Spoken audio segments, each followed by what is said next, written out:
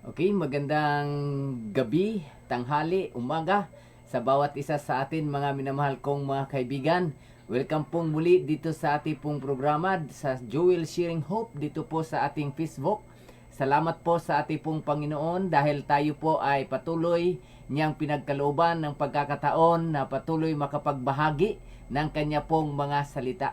Ang aking pong dadalhin sa inyo mga kaibigan at mga kapatid, ang paksang pinamagatan po natin, Mission ng Diyos, Mission ko rin. Yan po ay ating pong yung pag-aralan mga kaibigan. Mission ng Diyos, Mission ko rin. Ang tema po niyan mga kaibigan at mga kapatid, Evangelism through printed pages. Yan po mga kaibigan, mula po dito sa publishing ministry, ating pong patuloy na ipalaganap ang pabalita through printed pages mula sa publishing ministry. Ako po ang inyong lingkod mga kaibigan at mga kapatid. Patuloy pong nagpapasalamat sa ating pong Panginoong Diyos dahil tayo'y malayang nakapagpahayag ng Kanya pong mga salita. At marami pong mga kababayan po natin o ating kapwa, mga tao na handang tumanggap sa ating pong Panginoong Diyos sa pamagitan ng ating pong mga printed pages o mga aklat na ating pong binibigay sa kanila, o kaya ito'y kanila pong nire-request na magkaroon po ng mga aklat. Kaya mga kaibigan at mga kapatid, ito po ay patuloy po nating gampanan ang gawaing ito dahil ito'y mission ng Diyos, at dahil mission ito ng Diyos, mission din natin na kanya pong mga anak, mga minamahal kong mga kaibigan at mga kapatid. Tayo po muna ay dadako sa panalangin bago po tayo magpatuloy sa paksang ating pag-uusapan sa gabing ito. Nais ko po kayong anyayahan na tayo po ay yumuko para po sa panalangin. Mahabagit mapangyarihan naming Diyos na ang tahanan ay nasa mga langit, sa mga oras na ito, Ama, nais po naming ilapit sa inyo ang aming pong paksang pag-uusapan na pinamagatang mission ng Diyos, mission ko rin. Ito po ay inyong gawain, O Diyos, kaya aming pong italaga sa inyo na aming hinihilingan ng inyong patnubay. Ito po ay aming dalangin sa pangalan ng aming Panginoong Hesus. Amen. Okay mga minamahal kong mga kaibigan at mga kapatid, muli salamat po sa ating Diyos na patuloy nagbigay ng pagkakataon na ating pong mapakinggan ang kanya pong mga salita. Ang key-text po natin mga kaibigan at mga kapatid, iyan po ay matatagpuan sa Matthew 9:35 hanggang 38 po yan.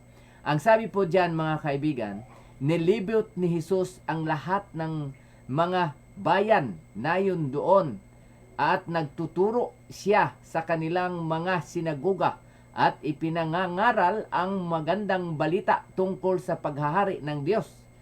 At pagdating din niya ang lahat ng uri ng sakit, o pinagaling din niya ang lahat ng uri ng sakit at karamdaman. Nang makita niya ang napakaraming tao, nahabag siya sa kanila sapagkat sila'y litong-lito at hindi alam ang gagawin. Parang mga tupang walang pastol. Kaya't sinabi niya sa kanyang mga alagad, napakaraming aanihin, ngunit kukunti ang mga mag-aani. Idalangin nga ninyo sa may-ari ng aanihin na magpadala siya ng mga mag-aani. Pasensya na mga kaibigan at mapatid, ang slide po natin ay medyo maliit. Pero inyo pong basahin doon sa inyo pong mga Bible, ang verse na yan sa Matthew 9:35 hanggang 38, malinaw po na inyo pong maririnig o mababasa ang bawat verse po niyan mga kaibigan at mga kapatid. Napansin po ninyo sa talata na ating pong binasa, ang Panginoong Hesus naroon po sa mga nayon na kung saan naroon po ang mga tao na iba't ibang uri ng karamdaman at sakit ang kanilang dinanas. Mayroon pong hindi makapagsalita, mayroon pong mga pilay, at mayroon pong mga sakit na matagal ng panahon hindi ito gumaling, at ito ang kanila pong karanasan. Wala na po silang pag-asa. Litong-lito, sabi ng ating Panginoong Hesus, litong-lito, hindi nila alam kung ano ang kanilang gagawin. Sa ating rin pong panahon ngayon mga kaibigan at mga kapatid, napakaraming mga tao ngayon na napakaraming karamdaman, hindi lang isa. Ito po'y tinatawag natin ngayon komplikasyon, na isa ang kanilang iniindang na sakit, pero pagka iyong susuriin, halos lahat ng main organ ng ating katawan o ng kanilang mga katawan ay ito'y naapektuhan na sa sakit na kanilang dinadala. Kaya yun po ay ating na rin nakikita at napapansin sa panahong ito na halos ang tao o halos na mga tao ngayon sa ating lipunan, puro karamdaman o puro may mga sakit, mga kaibigan at mga kapatid. Kaya yan po ay napansin ng ating Panginoong Diyos na napakarami po nila na kailangang gabayan, tulungan ng Diyos at padalhan ng mga manggagawa. Bakit padalhan sila ng manggagawa? Dahil wala na po silang ibang mapupuntahan at aasahan ngayon kundi ang mga lingkod na lamang ng Diyos. Bakit? Dahil sa mga hospital ngayon sa ating pong bansa at maging man sa ibang bansa, bihira na lang po ang gumagaling sa kanilang sakit sa mga hospital. Kadalasan po mga kaibigan at mga kapatid, halos ito po ay umuuwi na hindi po sila gumaling ng husto. Ang iba, umuuwi na wala na pong buhay. So, yun po ang malungkot mga kaibigan at mga kapatid. At tuloy tayo sa ating pong pag-aral. Biblical background po natin, sa buong kasaysayan ng New Testament, pinag-uusapan doon ang patungkol sa kaharian ng Diyos, pangangaral sa Ebanghelyo sa salita ng Diyos, pag-ibig ng Diyos sa sangkatauhan, at pagliligtas ng Diyos at pangako ng Diyos. Yan po mga kaibigan at mga kapatid. Ang New Testament ay napapalooban ng mga karanasan na yan na pangangaral salita ng Diyos, pangako ng Diyos sa lahat ng mga magsitanggap sa Kanya, buhay na walang hanggan, langit na bayan na tirahan. Tapos ipinakita din sa New Testament ang tunay na pag-alala at pag-ibig ng Diyos sa sangkatauhan.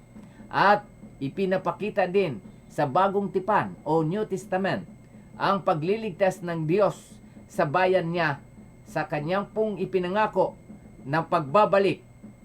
Ang lahat ng mga nanampalataya sa kanya ay patuloy o kaya'y makakatanggap sa kanya pong gantimpala na buhay na walang hanggan. So napakaganda po ang alok ng ating Panginoong Hesus sa mga mananampalataya po sa kanya, magkaroon po ng buhay na walang hanggan.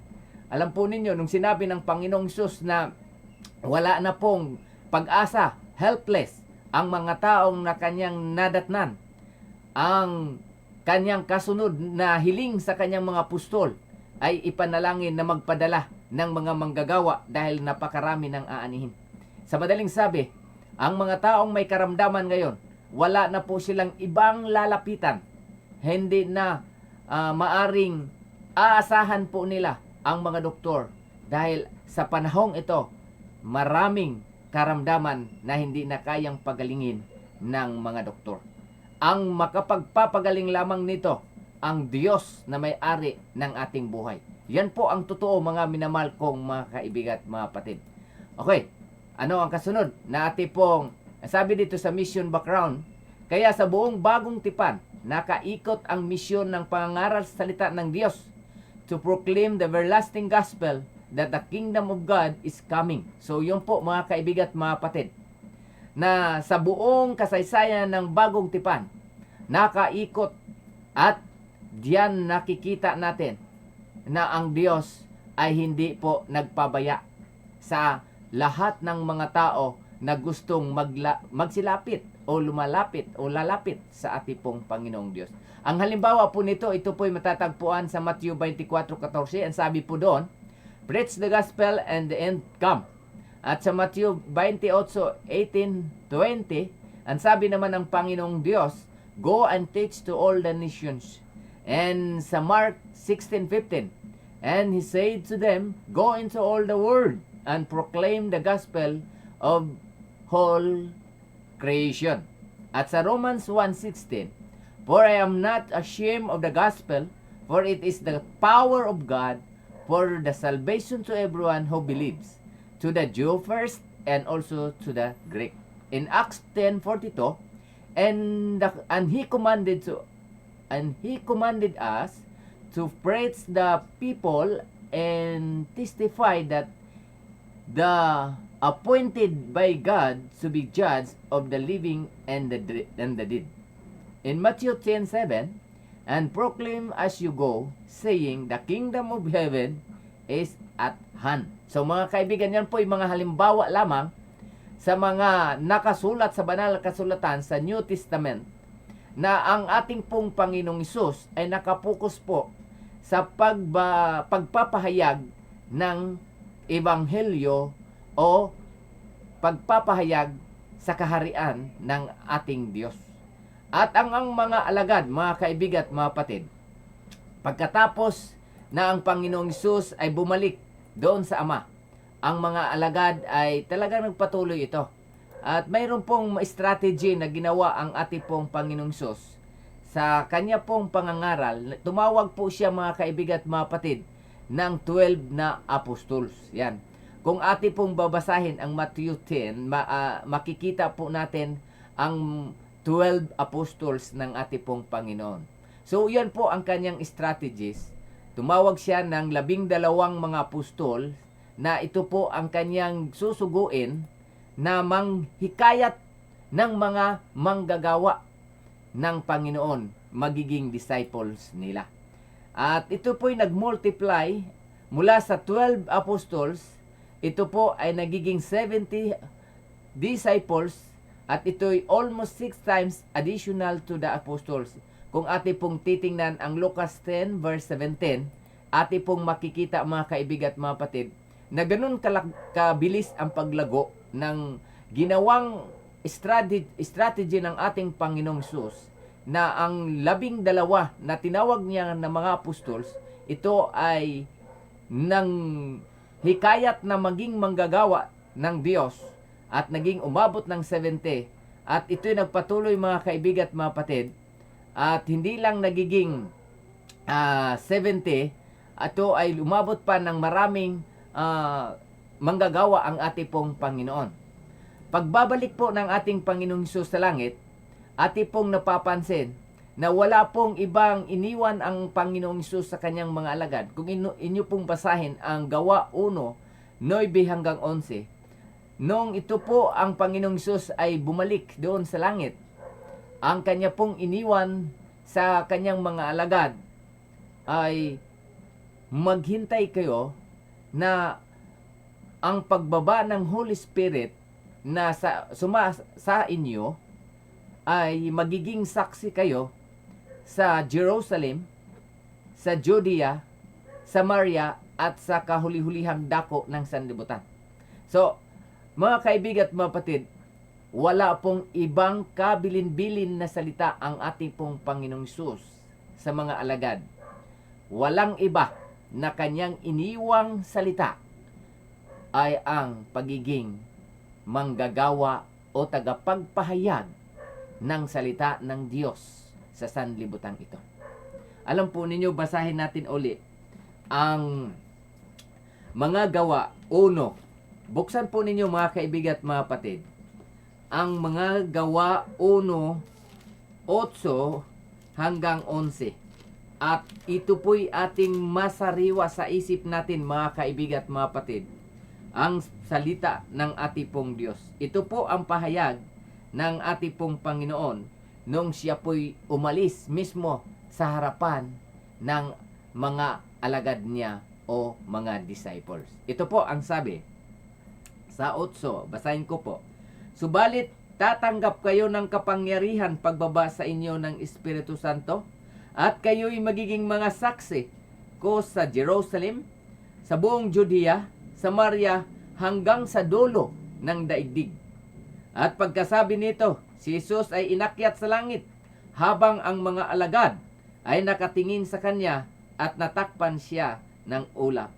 Mga kaibigan at mga kapatid, ang kabilin-bilin ng ating Panginoong Hesus sa kanyang mga alagad, maging saksi kayo mula sa Jerusalem, sa Judea, Samaria at sa kaduluduluhan ng lupa.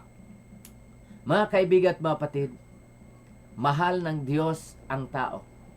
Ayaw ng Diyos na ang tao ay mapahamak dahil sa kakulangan ng kaalaman at babala na siya'y malapit ng darating. Nais ng Diyos na ang lahat ng mga tao ay makarinig ng pabalitang ito bago magwawakas ang sanlibutan. Kaya kanya pong binigyan ng babala o utos ang mga alagad niya na ito ay gawin at ito ay kanilang pong gampanan ang gawain na ito, mga kaibigan at mga batid.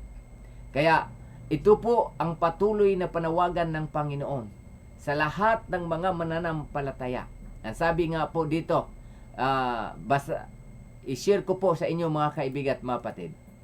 Ito pong isa pang slide na kung saan ipinapakita po ng Diyos na ang lahat ng mga tao na kailangan po ito o ang lahat ng mananampalataya, mga kaibigan at mga kapatid, ay magiging manggagawa niya.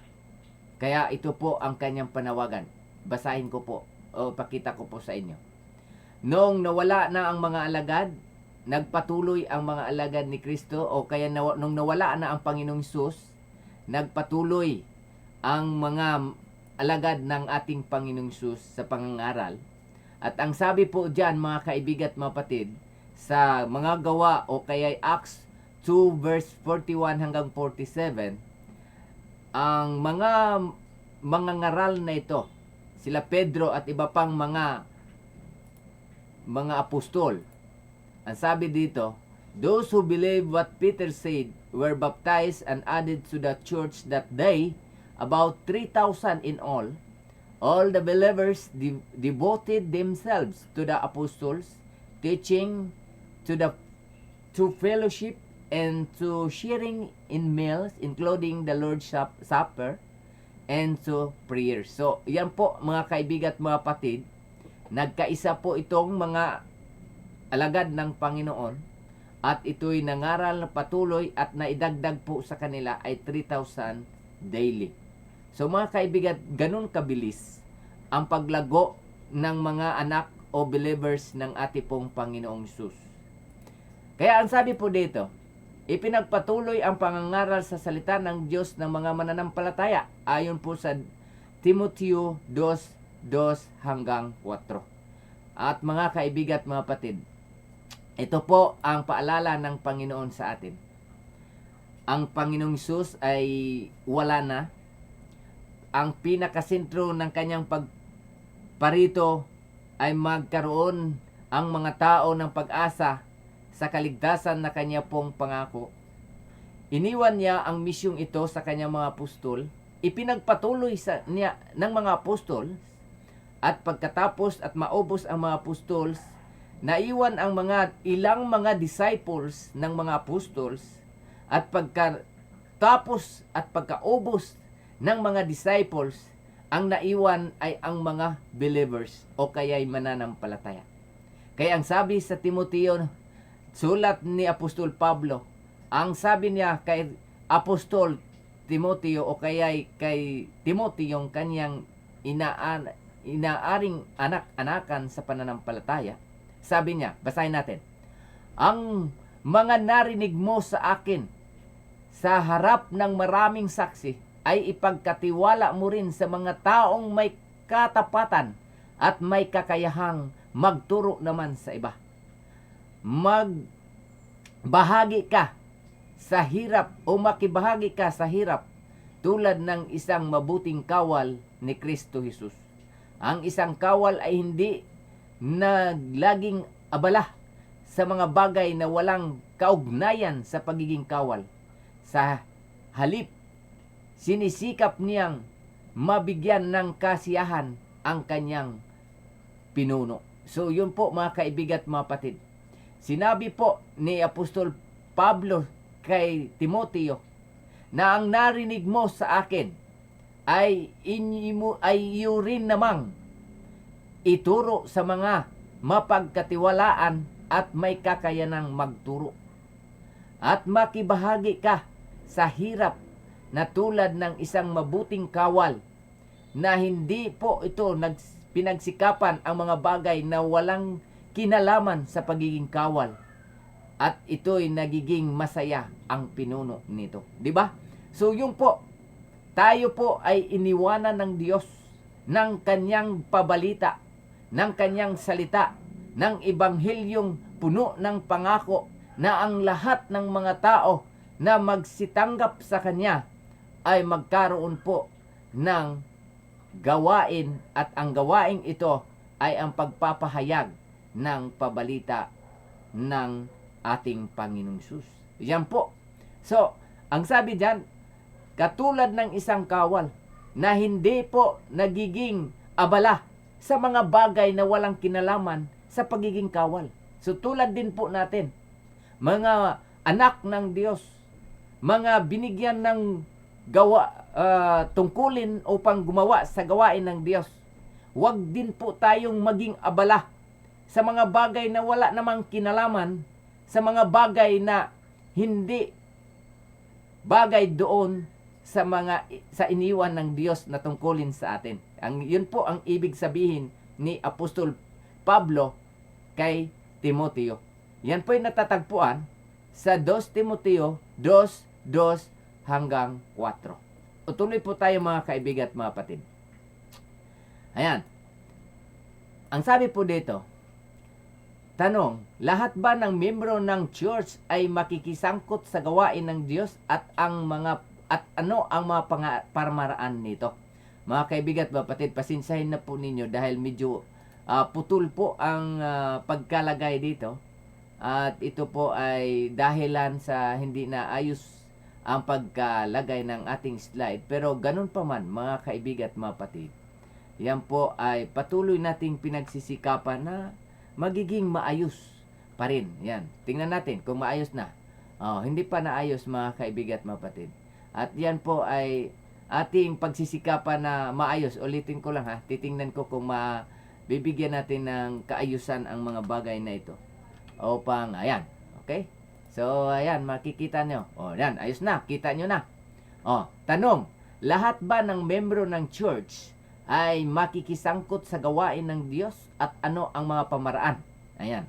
Gusto ko pong basahin sa inyo. Medyo malabo. Ito po ay sulat ni Ellen G. White sa Review and Herald, June 2, 1903. Ang sabi po dito, ang pagkakalat ng ating mga babasahin ay isang napakahalagang pamamaraan ng paghahatid sa mga lalaki at babae ng liwanag na ipinagkatiwala ng Diyos sa kanyang iglesia para ibigay sa sanlibutan ang mga naipaglimbag o naipagbiling aklat ng mga nagkakambas ang magbubukas ng hindi malirip na kayamanan ni Kristo sa maraming isip. Ayan, Review and Herald, June 2, 1903. So mga kaibigan at mga kapatid, ang tanong dyan, kung ang lahat ba ng miyembro ng iglesia o kaya sa madaling sabi ay lahat ng mga miyembro ng mananampalataya ay makikisangkot ba sa gawain ng Panginoon? Yes! Sa anong pamaraan? Sa pamagitan po ng mga babasahin. Yan po.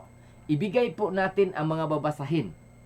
At ito ay magiging pamamaraan ng ating pagiging kabahagi sa gawain ng ating pong Panginoong Hesus. Kaya yun po, napakabilis lang po ang pangangaral. Hindi po mahirap. Wala pong sinasabing magpakadalubhasa ka muna bago ka magiging kabahagi sa gawain ng ating Diyos. Ang sinabi po diyan, ipamahagi ang mga babasahin at ito ang napakahalagang pamamaraan sa ating kapanahunan. Okay? Ayan po, God called His church to preach through printed pages. Mga kaibigan at mga kapatid, ang inyo pong nakikita na picture, yan po ay picture kuha mula sa ating paglilingkod sa mga pasahero sa loob ng bus. Inyo pong napapansin mga kaibigan na marami pong mga tao sa loob ng bus, mga pasahero na nakarinig ng salita ng Panginoon. at ginamit ang ilang mga kabataan sa ating mga churches. Yung pong kabataan inyong nakita, yan po ay si Matt Jonas Marquez. Isa pong kabataan yan ng Hillsview Church. Siya po ay 15 years old at siya ay masipag po sa gawain ng ating Panginoong Hesus. Siya ngayon ay nagiging mabuting halimbawa, mabuting impluensya sa lahat ng mga kabataan. Ayan po siya. At alam po ninyo, yan po ay talagang siya ay masabi natin na ang kanyang puso ay talagang sa paglilingkod sa gawain o sa salita ng ating Panginoon. Okay. Ayan po, patuloy po tayong nanghihikayat mga kaibigan at mga kapatid. Patuloy po tayong nanghihikayat sa lahat ng maging kabahagi sa gawain ng Panginoon. Kung hindi man kayo magiging direktang manggagawa ng ating Panginoon, ang mga booklets na inyo pong binibili at ipamahagi sa mga pasayro ng bus at sa ibang tao, yan po ang inyong bahagi sa nagtatapos at malapit na matapos na gawain ng ating Panginoon. Ayan po. Kaya tuloy-tuloy po mga kaibigan at mga kapatid, ang ating pong paglilingkod. Ayan. Continue to praise while the provision is open.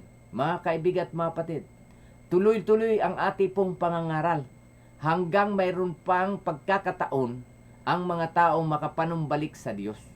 Ang inyo pong mga pakikibahagi sa pamagitan ng inyo pong mga pambili ng mga missionary booklets, ayan po ang ginagamit natin upang maikalat ang gawain o ang pabalita ng ating Panginoong Hesus. May tanong dito. Paano kung ang kakayanan ko lang ay mag-sponsors ng mga pambili sa mga missionary books? Kabahagi na ba ako sa gawain ng Diyos? Ito po ang tanong mga kaibigan at mga kapatid. Kung halimbawa, siyempre hindi naman lahat ng tao ay pwedeng mangaral sa bus o sa mga palengke o kaya saan man, mag-house to house. Hindi lahat dahil mayroon po silang mga kanyang-kanyang gawain. Kaya ang tanong dito, kung siya po ay mag-sponsor lang ng mga missionary booklets, kabahagi na ba siya sa gawain ng ating Panginoon? Ito po ang sagot dito mula sa sulat ni Ellen G. White sa mga tagapagdala o kaya'y katiwala, mga payo sa pagiging katiwala. Sabi po diyan, ang pagbibigay ng mga salapi para sa gawain ng Diyos ay mahalaga at pangangailangan ito para sa kanyang gawain. Yan po mga kaibigan ay matatagpuan sa mga tagapagdala o kaya'y mga payo sa pagiging katiwala. Ang sabi nga po dito sa page 65 na sulat ni Ellen G. White, kung taimtim tayo na mag-aapila para sa gawain ng Diyos, ipakita ang pangangailangan ng salapi ng ating misyon, makikilos ng ganun na lamang ang mga may budhing kaluluwa. Mga kaibigan at mga kapatid, ang gawain ng ating Panginoong Hesus ay nangangailangan ng mga sponsors, mga salapi, upang ibili ng mga missionary books at ito'y ipamigay sa mga tao. Dahil ang ating mga sinasalita o sinasabi, ito ay madaling mawala o makalimutan sa kanilang mga isipan. Ngunit ang laman ng libro, kailanman, ito'y hindi mawala at hindi rin ito mababago dahil hindi pwedeng i-edit ang mga nakatala na sa aklat. Kaya at hindi rin po pwede nilang kalabanin o tanggihan ang laman ng aklat. Dahil kung ano ang nasusulat ng aklat, siya na rin ang pinakaminsahe nila na natatanggap mula ito sa Diyos. At ito ang maging daan na sila ay magiging kabahagi sa kaharian ng Diyos kung sila ay magpasakop ng lubusan sa ating pong Panginoon. Kaya ang gawain pong ito ay hindi lamang sa mga tulad naming mismong umaakyat sa loob ng bus at nagha-house to house, kundi ang gawain ito ay para sa lahat ng mananampalataya, kung sila man ay nakibahagi man or sila mismo ang nagbibigay ng kanilang mga salapi o talento. Lahat ng aking pagbahagi, tulad ng talento, panahon, lakas, salapi at iba pa, nakatala ba ito sa aklat ng langit? Mga kaibigan at mga kapatid, sa lahat ng ating ginagawa dito sa sanlibutan ito, maging masama man o mabuti, lahat po ay nakatala sa langit. Yes! At nakita ko ang mga patay, malalaki at maliliit, na nakatayo sa harapan ng luklukan at nangangabuksan ang mga aklat at nangabuksan ang ibang aklat, na siyang aklat ng buhay, at ang mga patay ay hinatulan ayon sa mga bagay na nasusulat sa mga aklat ayon sa kanyang mga gawa. Yan po ay mababasa sa Apokalipsis 20 verse 12. Mga kaibigan at mga kapatid, kung ang tanong, kung ang iyong ginagawa, ito man ay nagbabahagi ka ng iyong talento, ikaw man ay nagbabahagi ng iyong panahon, ikaw man ay nagbibigay ng iyong salaping, bunga ng iyong pinaghirapan, ayan po ay nakatala sa aklat ng langit. Ang iyong lakas, ang siyang dahilan kung bakit tayo'y nakakuha o nakapaghanap buhay at tayo'y sumahod at nagkapira, ay ang lakas na yan mula sa may-ari, walang iba, ay ang Diyos. Kaya mga kaibigan at mga kapatid, yan po ang iyong bahagi. Yan po ang bahagi natin sa gawain. Ang pagbabahagi sa salita ng Diyos through printed pages ay napapanahon na gawain. At ito ang mabilis na paghatid ng mensahe na naglalaman ng katotohanan. Yan po ang sulat ni Ellen G. White sa Testimonies Volume 9, page 69 hanggang 70. At ito po ay sinulat 1909. So mga kaibigan at mga kapatid, ang pagbabahagi sa salita ng Diyos through printed pages ay napapanahon na gawain, at ito ang mabilis na paghatid ng mensahe na naglalaman ng katotohanan. Kaya mga kaibigan at mga kapatid, yung pong inyong binigay na salapi para sa pambili ng mga missionary booklets, yan po ang tinatawag ni Ellen G. White na napapanahon na paghahatid ng pabalita sa ating kapanahunan ngayon. Di ba? So napakaganda mga kaibigan at mga kapatid ang ating pong nagiging tungkulin at gawain sa sanlibutan ito. Tuloy po nating pakinggan ang iba pang mga sinabi. Sa katapusan ng panahon, saan natin iipunin ang kayamanan? Mga kaibigan at mga kapatid, ito po ay malaking katanungan sa atin. Sa katapusan ng panahon, saan po natin iipunin ang ating mga kayamanan? Ang sagot po ng banal na kasulatan, huwag kayong mag-impok ng mga kayamanan dito sa lupa. Dito'y may naninirang insekto at kalawang, at may nakakapasok na magnanakaw. Sa halip, mag-impok kayo ng kayamanan sa langit.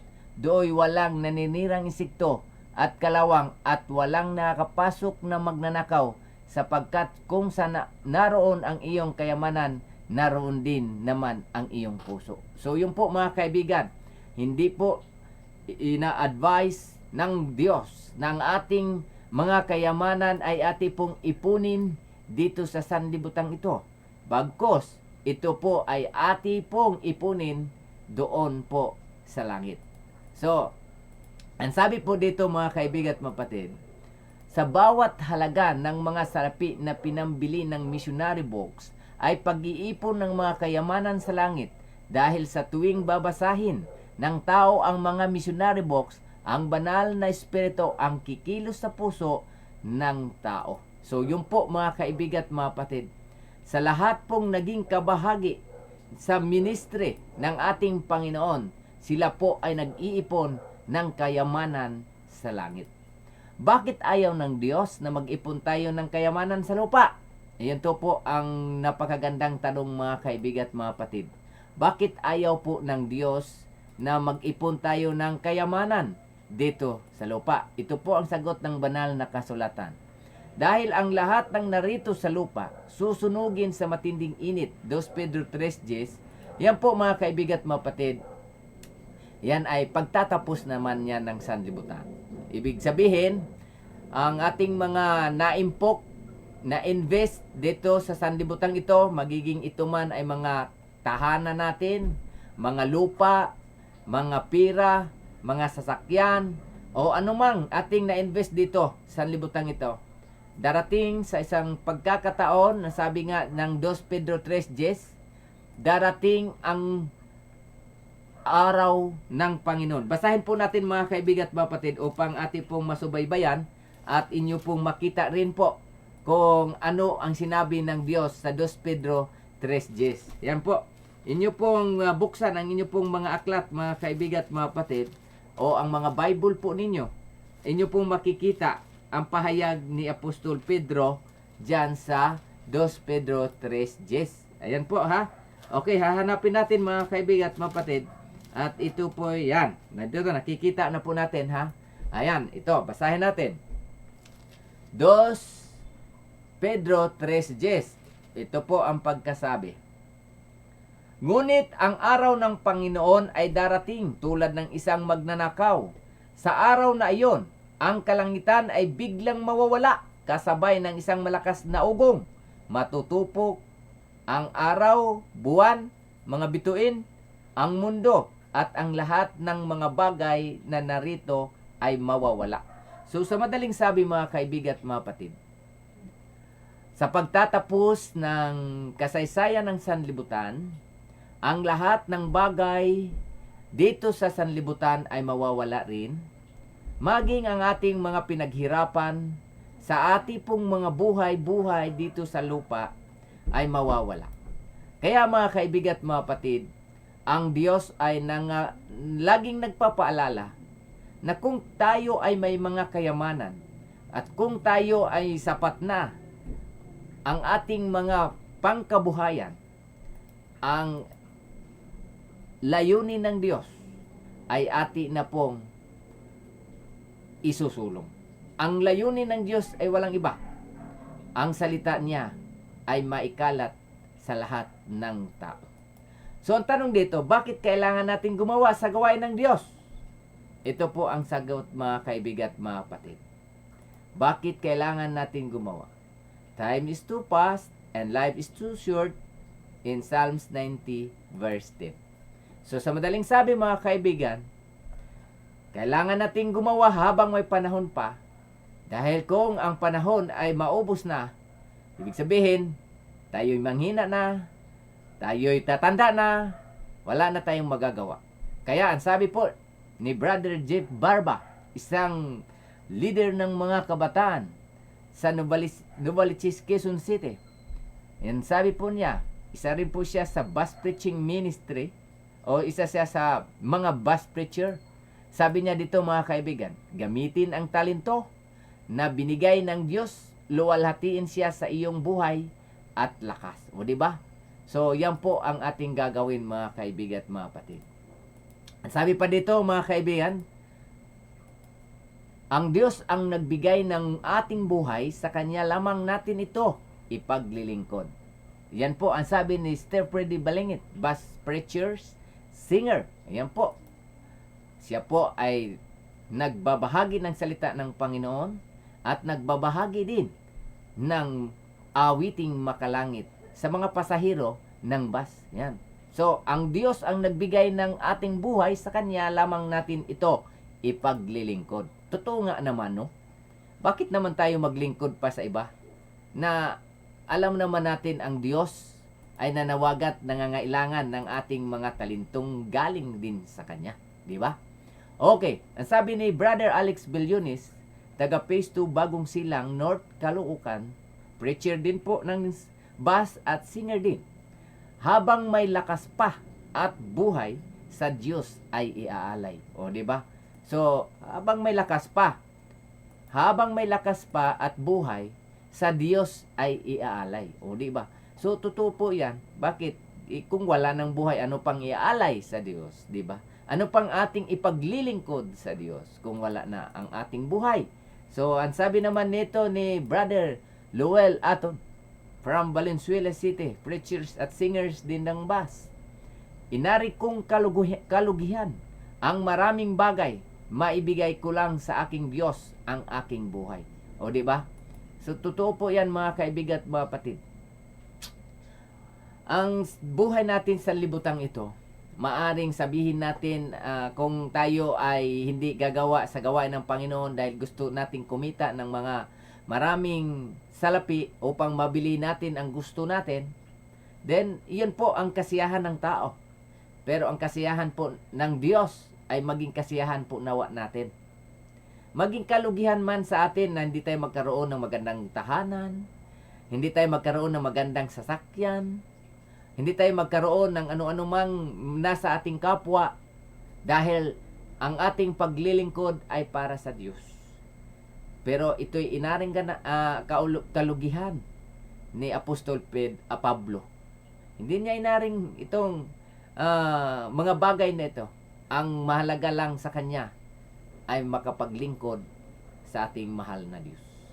Dahil ang ating pong paninirahan, mga kapatid, ay hindi po dito sa sanlibutan ito, kundi sa langit na bayan na ipinangako ng ating Panginoong Hesus.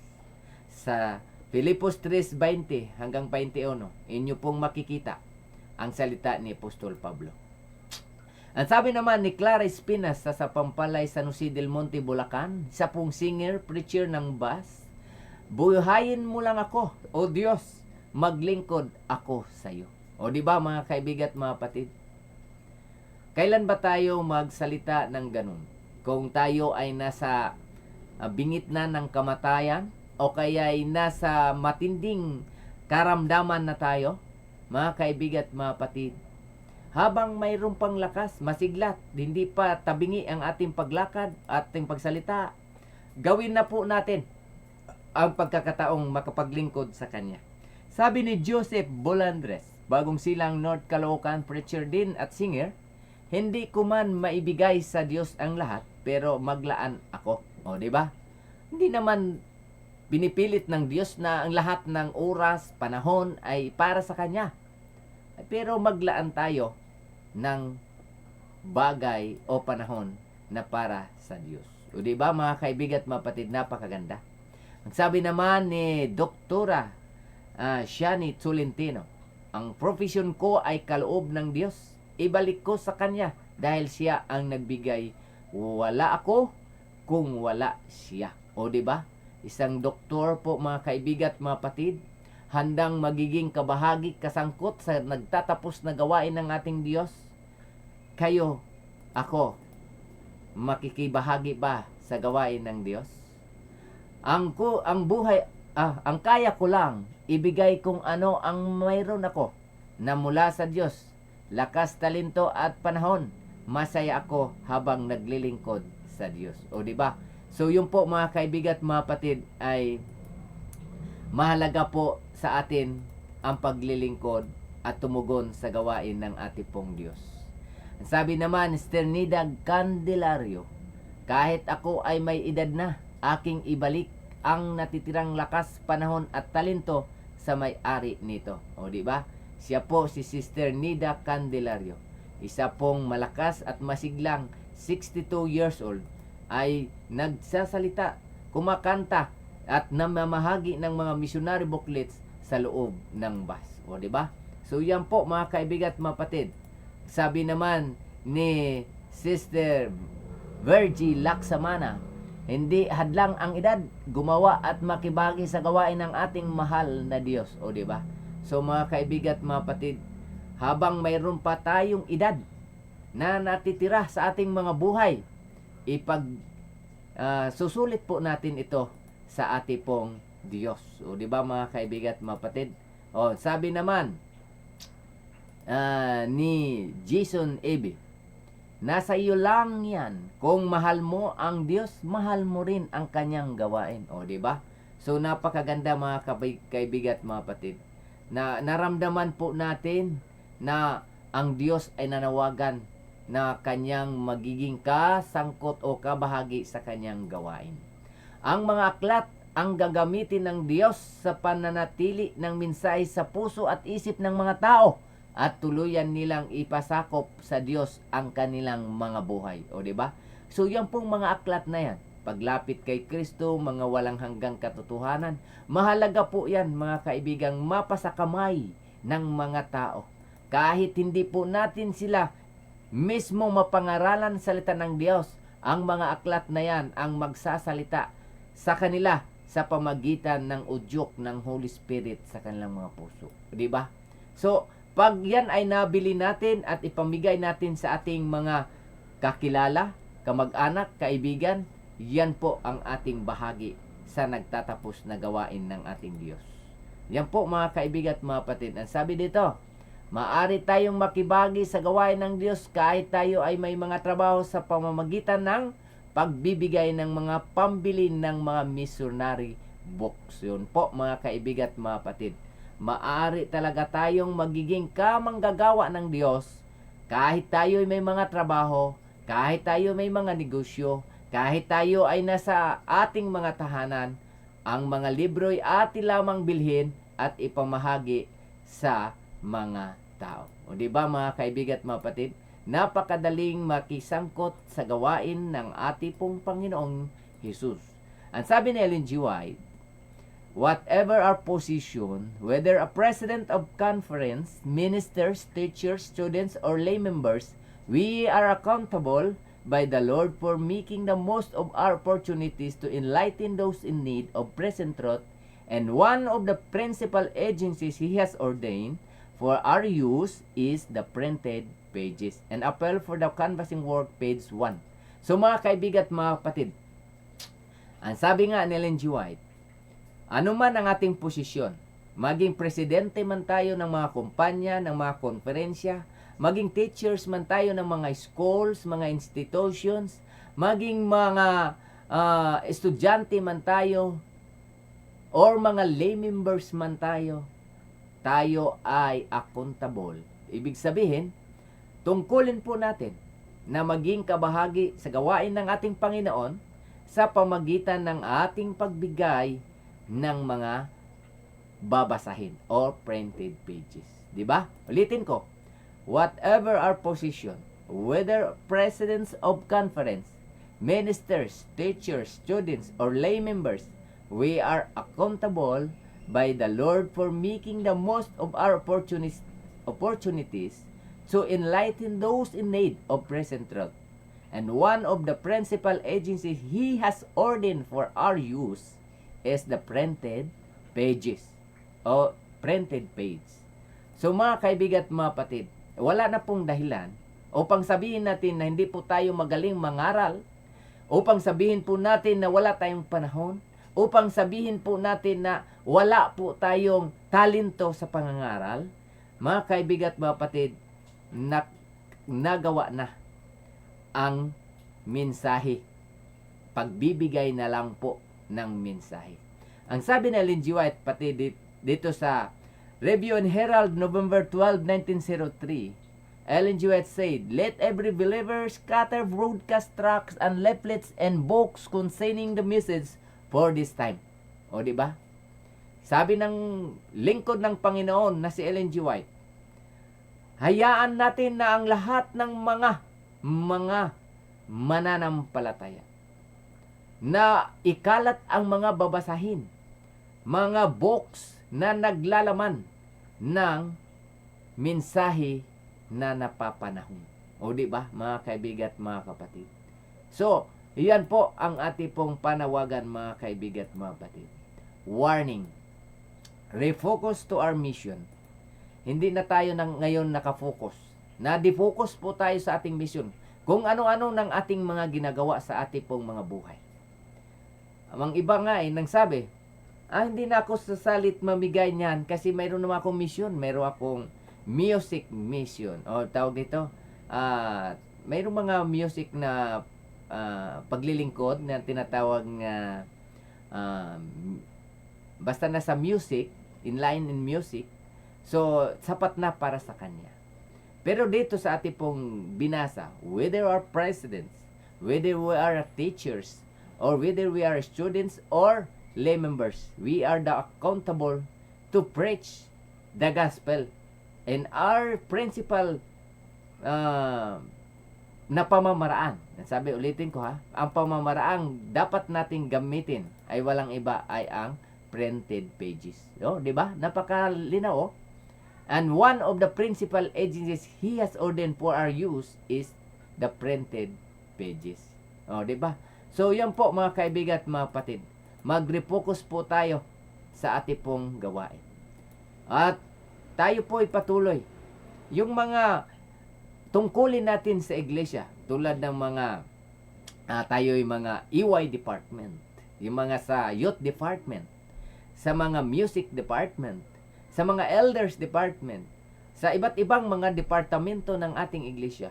Yan po'y gamitin natin bilang isang stepping stone para tayo'y makarating sa paglilingkod sa tao. 'Di ba?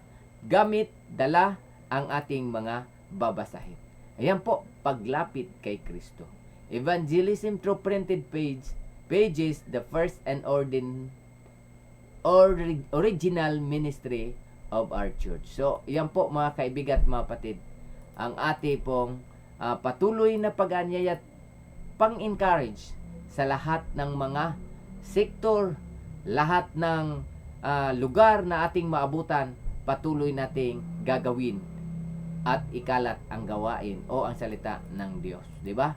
So mahalaga po mga kaibigan ang pagiging kabahagi sa gawain ng Panginoon at ati po itong suportahan sa pamagitan ng pagbabahagi ng inyo pong mga talento, ng inyo pong mga salapi, panahon at iba pa. Ayan po, wala nang dapat sayangin pa na panahon ngayon dahil ang mundo ay darating sa pagkawasak. Ayon po yan kay Matt Jonas Marquez, Hillsview Church. Yan po isang kabataan mga kaibigan at mga kapatid. Sabi naman ni Brother Joel, patan-patan, ipangaral ang ebanghelyong ito at kung magkagayon darating ang wakas. Hindi lamang si Brother Joel ang salita niya, yan po'y salita ng ating Panginoon Jesus. O di ba? So yan po mga kaibigan at mga kapatid, patuloy ang ating pong pagiging kabahagi sa gawain ng ating pong Panginoong Jesus. God bless sa inyong lahat, sa inyong pong patuloy na pagsubaybay sa ating pong programa o programa ng ating Panginoon. Dito po sa Jewel Sharing Hope Publishing Ministries, Sikantunan, Patan-Patan Group. Ayan po mga kaibigan, God bless at tayo po'y manalangin. Salamat po sa inyo pong paggabay o Diyos, na ang inyo pong lingkod ay patuloy niyong pinasiglat, pinalakas upang bahagi o makapaglilingkod sa inyong mga anak at maraming mga tao ang mabigyan ng paalala, babala at panahon upang sila'y makapanumbalik muli sa inyo. Salamat din po sa inyo pong mga anak na patuloy niyong kinikilos na maging kasangkot kabahagi sa inyo pong gawain na malapit nang magtatapos sa pamagitan po ng kanilang mga talento, panahon, salapi na kanila pong ipinaglilingkod sa inyo pong gawain. Pagpalain niyo po silang lahat, maging ang kanilang buhay, hanap buhay at ganun din naman ang mga mahal nila sa buhay. Ito po ang aming dalangit kahilingan sa inyo sa pangalan ng Panginoon Jesus. Amen. Okay, salamat po sa inyong lahat mga minamahal kong mga kaibigan. God bless sa inyo.